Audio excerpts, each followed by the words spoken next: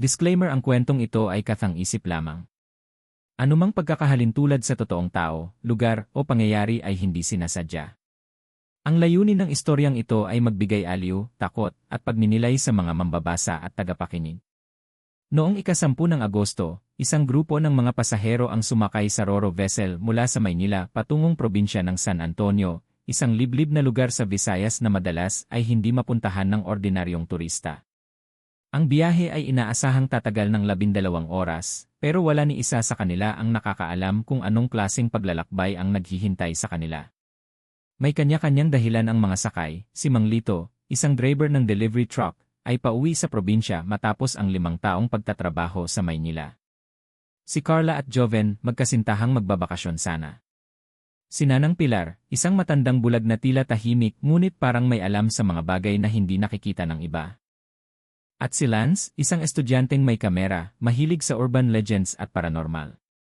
Siya ang nagsimulang mag-record ng biyahe. Habang umaalis ang Ro-Ro mula sa pantalan, napansin ng ilan na may kakaiba sa barko. Wala itong pangalan. Walang plaka. Ang mga crew ay tahimik at tila hindi nagsasalita. Ang tunog ng makina ay parang ungol, hindi normal na kalansing. Sa loob ng barko, malamig kahit tag-init. May kakaibang amoy, parang lumang karne, nabubulok na halaman, at asin mula sa dagat. Sa kabila ng lahat, nagpatuloy ang biyahe. Pagkalipas ng 3 oras, napansin ni Carla na may nawawalang bata. Isang batang lalaki na kanina pa niya kalaro sa labas ng cabin. Tinawag ang crew pero ang sagot lang ay wala pong batang sumakay. Nag-umpisa ang tensyon. Si Lance ay nag-review ng mga footage niya sa kamera. Doon niya nakita ang batang kasama sa pila ng sakay, pero sa footage, tila may aninong nakaakap sa likod nito. Isang anyong hindi tao. Sa kalagitnaan ng gabi, habang nasa gitna ng dagat, biglang nawalan ng kuryente ang buong barko. Walang anunsyo. Walang gabay. Tanging buwan lamang ang nagbibigay liwanag. Sa dilim, may narinig silang kaluskos. Sa kisem. Sa ilalim ng barko. Sa loob ng mga kwarto. Si Joven, habang nasa banyo, ay nakita ang sarili sa salamin, ngunit ang refleksyon niya ay hindi gumagalaw. At sa gilid nito, may mukhang nakangiti na may mahabang dila at pulang mata. Hindi na ito ordinaryong biyahe. At hindi lang tao ang sakay ng Ro-Ro. Pagkaraan ng unang gabi ng pagka-brownout sa Ro-Ro, nagbalik na ang ilaw, pero tila may naiwan sa dilim, isang presensyang hindi maipaliwanag. May ilang pasahero na ang hindi lumalabas ng kanilang mga kwarto. Ang iba ay tila bangag, tulala, o kaya'y nanginginig kahit walang lagnat. Ngunit ang pinaka-nakakatakot ay ang mga bulungan, may mga nilalang daw na lumalakad sa gabi. Sa kabila ng takot, pilit pa ring sinubukang gawing normal ang sitwasyon. Si Mang Lito ay nag-abang sa kanyang truck, pero napansin niyang may mga galos at bakas ng kuko sa pintuan nito. Si Lance naman ay tuloy-tuloy ang pagre-record, ngayon ay gamit na niya ang night vision. Sa video, may mga itim na hugis ang lumalakad sa gilid ng barko, parang mga taong naglalakad ng nakayuko, ngunit mabilis. Parang di na kayang gawin ng normal na tao. Sa ikalawang gabi, nagdesisyon sina Lance, Carla, at Joven na magsiyasat. Dinala nila ang flashlight, kamera, at aspalto ng bawang, dala ng mga pamahiin ni Carla na mula pa raw sa kanyang lola sa Antique. Sa cargo area, narinig nila ang mga yabag. Tahimik, mabibigat. Pero paglingon nila, wala naman doon. Doon nila nakita si Nanang Pilar, nakaupo sa gilid ng malaking container van, pabulong na nagdarasal. Tila ba sinusubukang pigilan ang kung anong enerhiyang hindi nila maintindihan. Nagsimula na sila. Di na tayo makakauwi ng normal, mahinang sabi ni Nanang Pilar. Kinabukasan, isang crew member ang hindi na bumangon mula sa kanyang higaan. Wala siyang sugat, pero ang buong katawan niya ay parang piniga, parang tuyong dahon. Nang sinubukan ng mga pasahero na itanong sa kapitan kung anong nangyayari, bigla na lang itong nagsara ng pinto ng opisina.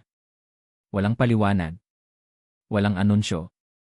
Habang gabi ay lumalalim, mas lumalakas ang presensya ng mga anino. May isang buntis na pasahero na napaanak ng wala sa oras. Ngunit hindi tao ang lumabas, isang nilalang na agad nilang tinabunan ng kumot at inihulog sa dagat. Wala nang paliwanagan. Ang lahat ay tulala, takot, at hindi alam kung paano magdesisyon. Nag-umpisang mawala ng tiwala ang mga tao sa isa't isa. Sino ba ang totoo? Sino ang tao? At sino ang iisa sa kanila? Napansin ni Lance na may mga pasaherong hindi na natutulog, tulad ni Ginoong Redo, isang tahimik na lalaking laging naka-jacket kahit mainit. Sa footage ni Lance, sa isang eksena habang natutulog ang lahat, si Ginoong Redo ay nakatayo sa gilid ng barko, nakatitig sa langit, habang bumubulong sa isang salitang wala sa kahit anong wika.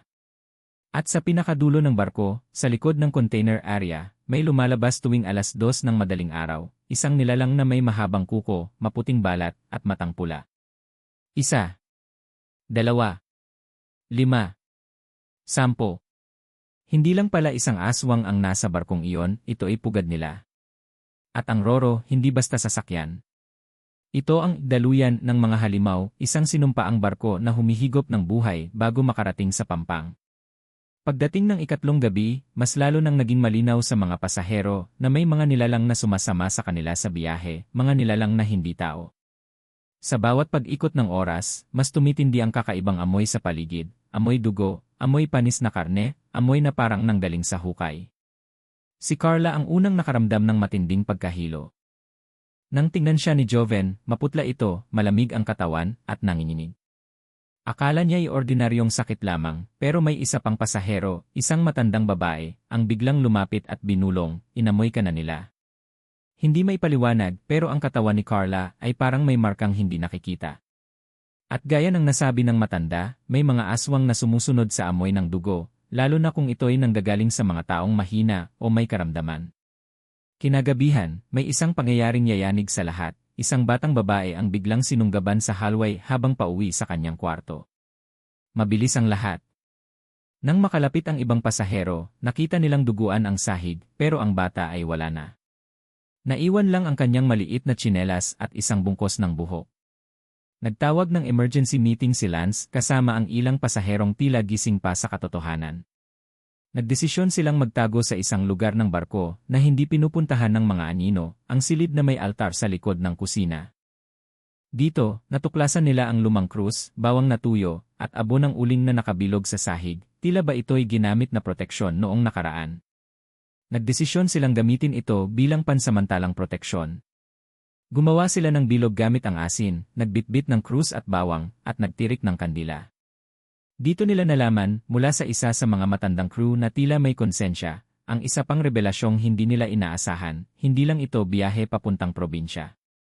Ito ang pagsasalin ng mga nilalang mula sa dagat patungo sa lupa. Tuwing 3 taon, kailangan nila ng bagong daan at ang Roro na ito ang ginagawang sakayan ng mga kaluluwa at laman. Naglakas loob si Lance na tingnan ang CCTV footage ng barko, isang bagay na ipinagbabawal ngunit ngayon ay desperado na silang malaman ang katotohanan.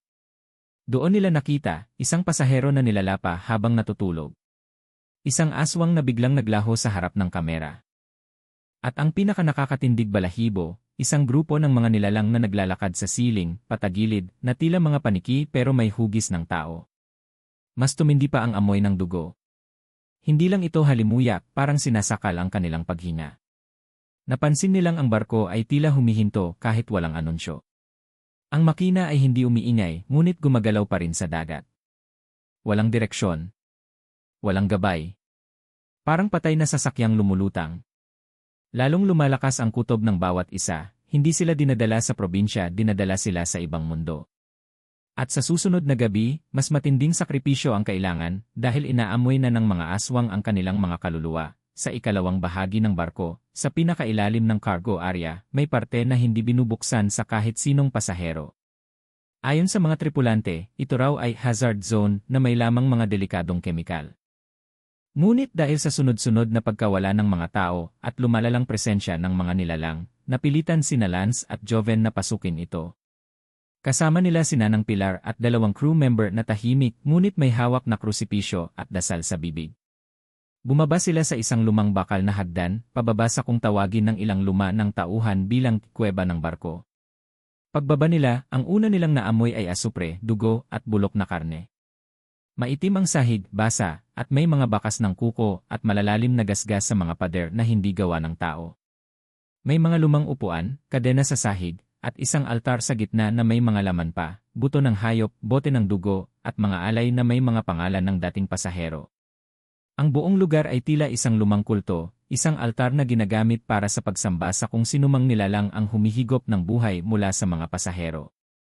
Ayon kay Nanang Pilar, ito ang puso ng barko, dito sila binubuhay. Dito isinasakripisyo ang laman ng tao upang magpatuloy ang paglalayag ng barkong ito sa ilalim ng kadiliman. Biglang umalingaw-ngaw ang isang malakas na sigaw mula sa sulok ng kuweba. Isang crew member ang nawala sa likod nila. Nang silipin nila ito, nakita nila ang isang nilalang na nakayuko, mahaba ang kuko, walang buhok, at may balat na parang nasunog. Isa itong aswang, ngunit tila mas matanda at mas makapangyarihan kaysa sa mga nakita na nila. Nagkaroon ng labanan. Nagsaboy ng asin si Joven habang hawak ni Nanang Pilar ang isang lumang rosaryo na bigla na lamang nagliwanag. Sa lakas ng liwanag, biglang umatras ang nilalang at nagsimulang sumigaw, tila nasasaktan. Ngunit hindi pa doon natapos. Nang umalis sila sa kuweba, napansin nilang may mga aswang na tila nanggaling sa iba't ibang direksyon ng barko, at papunta sa kuweba. Tila ito'y isang banal na lugar para sa kanila, kung saan sila muling pinapanganak at pinapalakas. Pag-akyat nila, gulat ang lahat, ang oras sa barko ay tumigil. Ang mga relo ay hindi gumagalaw. Ang langit ay hindi na umaga o gabi, parang wala na sa tunay na mundo ang barko. Tila ito ay nasa pagitan ng buhay at kamatayan. Ang mga natitirang pasahero ay nagsisiksikan na takot. Sa bawat sulok ng barko, may sigaw, may iyakan, at may dasal. Ngunit walang lumalapit upang tumulong. Wala na ang mga tripulante. Tila nilamon na sila ng barko. Sabi ni Nanang Pilar, kapag hindi natin sinunog ang altar sa kuweba, lalaganap ang lahi nila sa buong probinsya. At sa susunod, hindi na lang barko ang magiging pugad nila, kundi ang buong bayan. At sa pagbalik nila sa taas, isa lang ang malinaw, hindi na nila dapat intayin pa ang pagsikat ng araw. Dahil sa barkong ito, walang araw, puro kadiliman. Habang patuloy ang kaguluhan sa barko, at ang dilim ay lalo pang bumabalot sa paligid, nagdesisyon si Lance at Nanang Pilar na ibunyag sa lahat ang buong katotohanan tungkol sa Roro na kanilang sinasakyan. Hindi ito ordinaryong sasakyang pandagat, ito ay isang sinumpang barko na may madilim na kasaysayan, matagal nang tinatago ng ilang makapangyarihan. Ayon kay Nanang Pilar, sa panahong siya ay bata pa, may mga balitang kumalat sa kanilang probinsya tungkol sa isang barkong dumaong sa isla ng Culion noong dekada 70.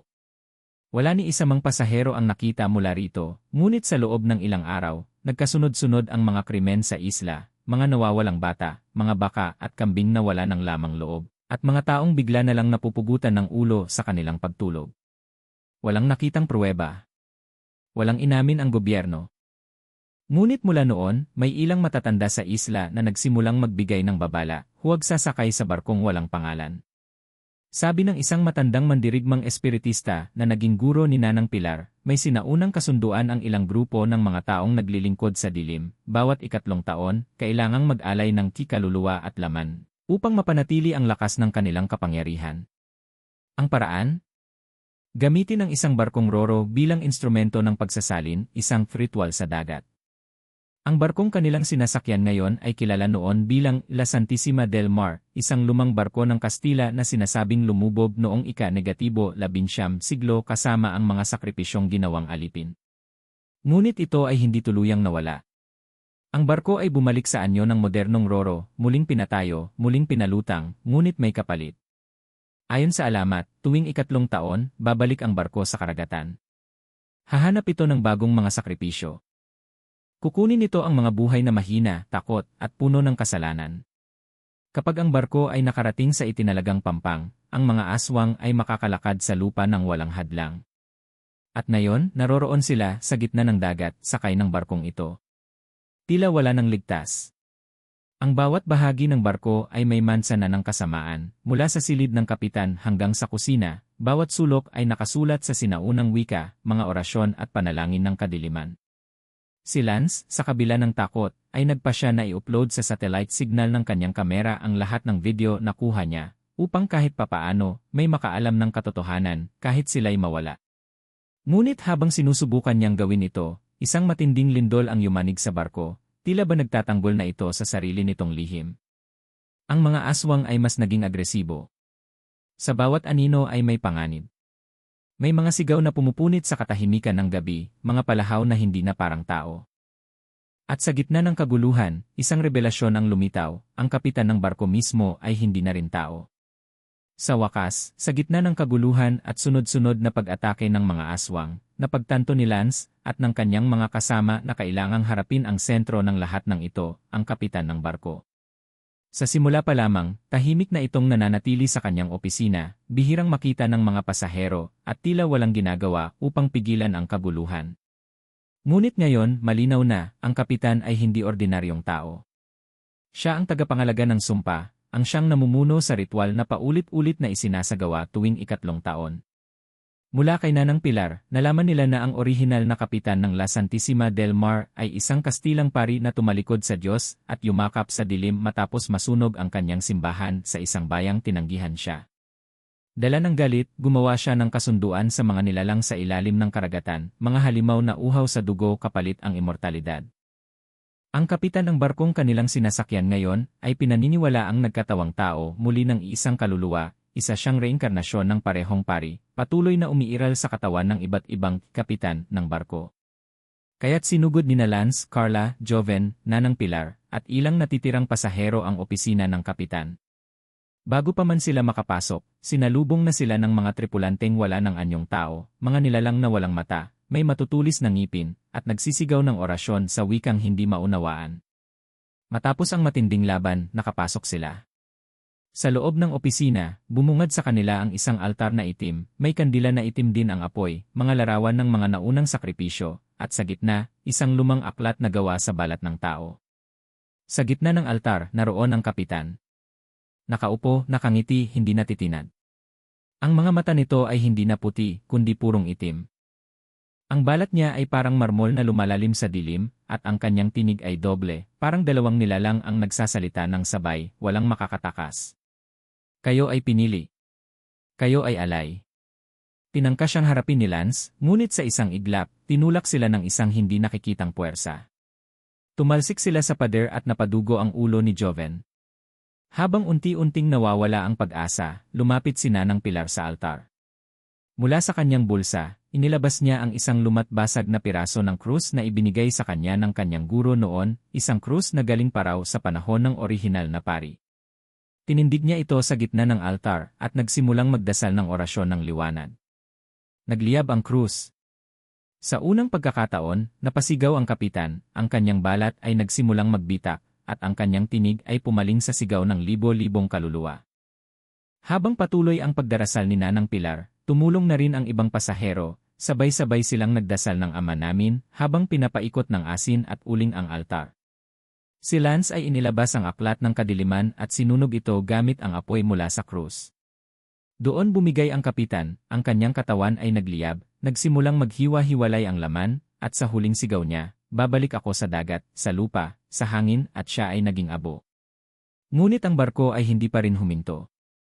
Ito ay patuloy pa ring naglalayag, kahit wala ng makina, kahit wala ng direksyon. Ang tunay na kalaban ay hindi pa tuluyang napapawi. Matapos ang pagkawasak ng kapitan at ang altar ng kadiliman, inakala ng lahat na tuluyan ng titigil ang bangungot. Ngunit isang nakapanlulumong katotohanan ang sumambulat sa kanila, hindi pa rin humihinto ang barko. Wala ng kapitan, wala ng kontrol, at wala ng direksyon, ngunit patuloy itong naglalayag sa gitna ng karagatang tila wala ng hanggan.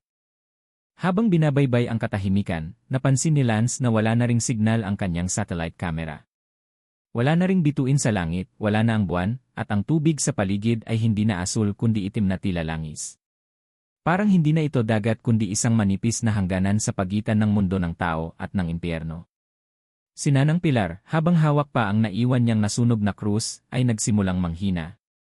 Dugo ang tumulo mula sa kanyang ilong, at tila bumigat ang hangin sa paligid niya.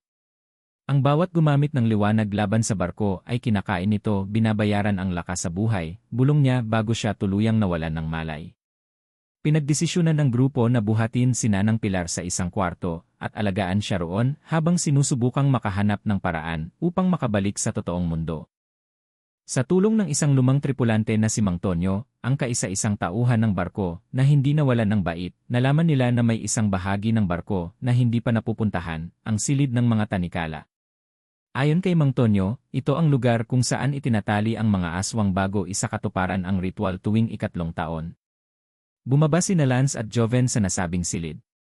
Doon nila natuklasan ang isang kakaibang tanikala, gawa sa pilak na may nakaukit na mga lumang wika at simbolo.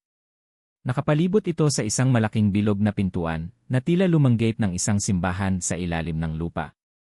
May mga bangkay na paligid nito, mga aswang na tila sumubok pumasok at nalunod sa sariling dugo. At sa gitna ng lahat, may isang malaki at mabigat na kampana. Ayon kay Mang Tonyo, yan ang pinapatunog tuwing tuluyan ng isasara ang pinto ng impyerno.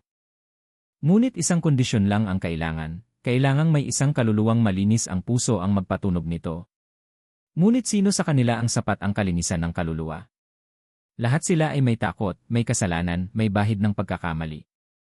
Hanggang sa muling tumayo si Nanang Pilar, kahit nang hihina at halos wala ng lakas. Ako ang naging bantay ng lihim na ito. Ako na rin ang dapat magsara ng pinto.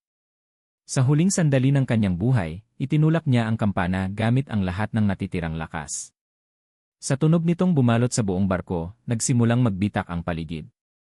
Ang hangin ay naging malamig na parang yelo, at isa-isang naglaho ang mga nilalang sa dilim, tila tinunaw ng tunog ng liwanag. At sa wakas, huminto ang barko. Wala nang galaw. Wala nang sigaw. Wala nang multo. Ngunit wala rin silang maaninag sa paligid. Walang isla. Walang daungan. Walang tao. Ang mga natitirang pasahero, kabilang sina Lance at Carla, ay lumabas sa deck at nagtaka. Dahil ang paligid ay puti, puro ulap, puro katahimikan, at sa malayo may tila bayang nakatayo sa gitna ng kawalan. Nasaan na tayo? Tanong ni Carla. Siguro nasa pagitan pa rin tayo. Hindi lang ng dagat, kundi ng langit at impyerno. At dito nila naisip ang pinakamasakit na tanong, tapos na ba ang bangungot o nagsisimula pa lang ito? Ang katahimikan ay tila isang patibong.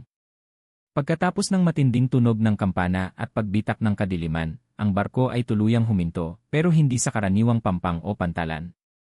Ito'y tila lumutang sa isang kalagayan na hindi na bahagi ng mundo ng mga buhay, ngunit hindi rin purong kamatayan. Nakatayo sa gitna ng mga ulap, sa gitna ng dilaw na liwanag at malamig na simoy ng hangin, ang barko ay parang ipinako sa isang lugar na walang pangalan. Si Lance, Carla, at Joven, ang tatlong natitirang buhay, ay naglakad sa deck ng barko na parabang lumulutang na lang sa kawalan. Sa di kalayuan, nakita nila ang isang kalsada na tila gawa sa puting bato, paliko-liko at palayo sa barko. Sa dulo nito ay isang gate na gawa sa puting bakal, parang pasukan ng isang napakalaking hardin. Ngunit wala ni isang tao roon. Wala ring tunog maliban sa ihip ng hangin. Lumapit sila sa gate. Sa tuktok nito, nakaukit ang salitang, ang likas na walang kaligtasan ay dapat mamuhay sa walang hanggan. Nagkatinginan ang tatlo. Si Carla, habang nanginginig ang kamay, ay bumigkas, tayo na ba ang mga hindi ligtas? Bago pa man sila makatawid, isang figura ang lumitaw mula sa likod ng usok, isang matandang babae na tila hulma ng mas batang bersyon ni Nanang Pilar, ngunit ang kanyang mata ay walang puti, puro dilim. Hindi lahat ng nakaligtas ay ligtas, anya. Sinabi ng matanda na ang barkong sinakyan nila ay bahagi na ng mas malawak na siklo. Ang mga pasaherong sakay nito ay hindi lamang basta napili, sila ay may dalang enerhiya, kasaysayan, at kasalanan na ginamit ng barko upang mapanatili ang balanse sa pagitan ng mga mundo.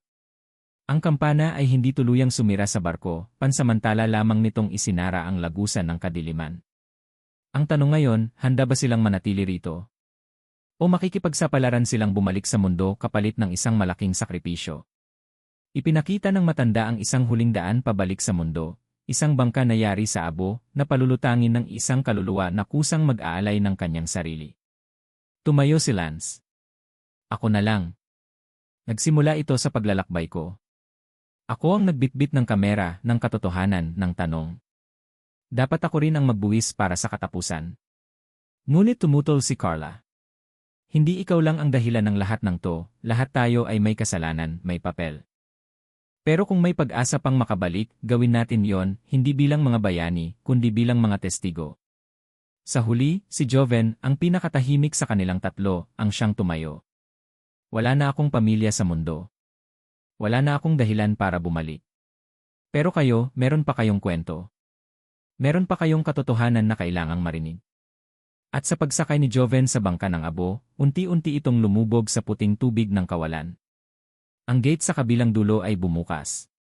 Isang puting liwanag ang sumalubong kina Lance at Carla. Pagmulat nila, nasa isang ospital na sila. May sugat, may pasa, pero buhay.